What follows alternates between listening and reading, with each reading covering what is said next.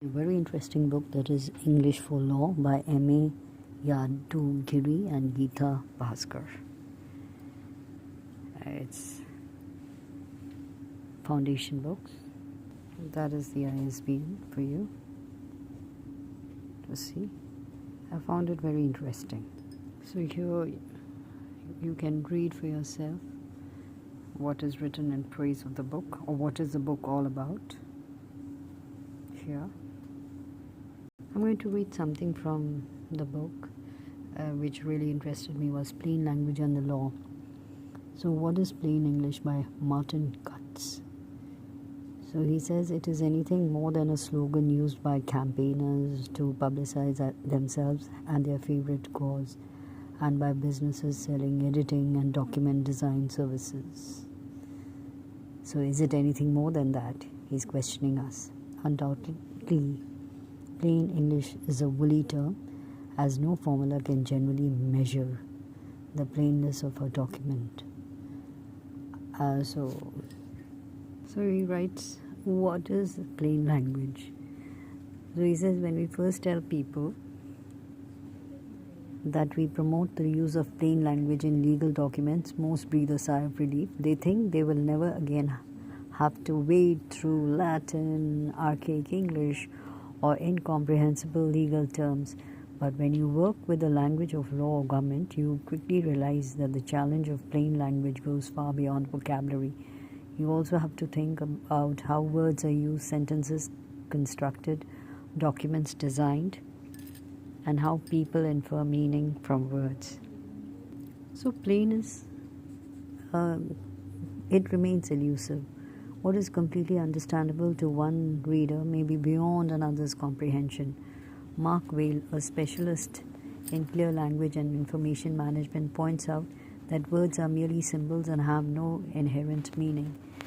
Meaning exists in the minds of people. If they wish to communicate with one another, they must use symbols which mean similar things to both writer and readers. But how do we know what meaning a reader will give to any particular word symbol? Our task is made even more difficult and more critical with the knowledge that more than 1 in 3 Canadian adults have some difficulty reading.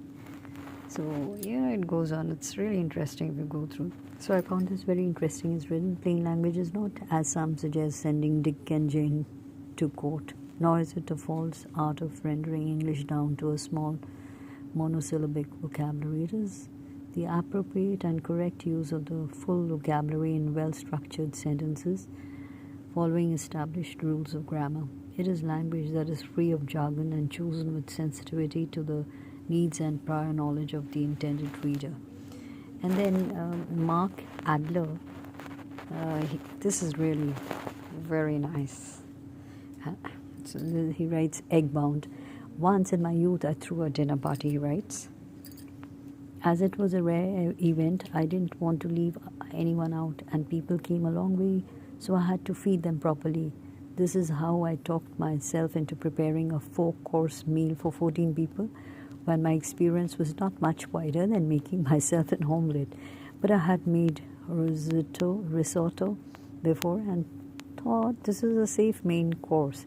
Yet with so unfamiliar a scale, I was unaware of the quantities. Although I stirred in as many eggs as I calculated were necessary, I was worried that the mixture might be too loose.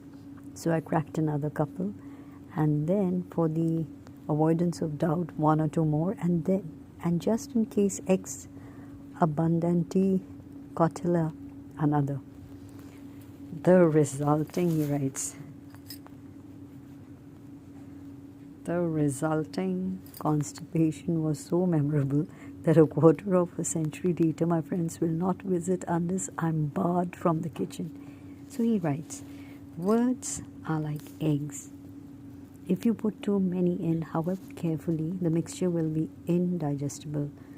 Let us look at it. So, that's how he says, be careful with the words and how you use them. Very well explained. So he gives an example of this legal document. He says, look at this piece of legal writing and see how it can be made more digestible. just by removing surplus words. So he writes, if the rent hereby reserved or any part thereof shall be in arrear and unpaid for 21 days after becoming due and payable, whether formally demanded or not, or if there shall be any breach of any covenants or agreements on the part of the lessee herein contained, then and in any such case it will be lawful for the lessor at any time thereafter to re-enter upon the demised premises or any part thereof in the name of the whole, and immediately thereupon this demise shall absolutely cease and determine, but without prejudice to any right of action or remedy of the lessor in respect of any antecedent breach of any covenant or agreement on part of the lessee herein contained. So he says just deleting the words in bold reduces the sentence from 126 words to 69. By tidying it, I have below been, we can reduce it to 45 words. So if the rent shall be unpaid for 21 days late, whether even if not formally demanded or not, or if there shall be any breach of the tenant breaks any other covenants on the part of the lessee, it shall be lawful for the lessor landlord may to re-enter the premises ending, and immediately thereupon this demise shall cease lease, but without prejudice to any remedy of the lesser landlord in respect of any antecedent earlier breach of covenant. So then he writes, would this deprive the tenant of the right to damages for any earlier breach of the landlord? If not, we could delete the underlined words, giving us the version 1/3 the length of the original. It might be further improved to, the landlord may end the term by entering the property if A, any rent is 21 days late, even if not formally demanded, or B, the tenant breaks any other obligation, as it is the term rather than the lessee which ends early. There is no suggestion that the right to damages for earlier breach of covenant is lost. So it's a beautiful book. Go through it. So you learn a lot how to write it. So that is English for Law. A good book to read or to have.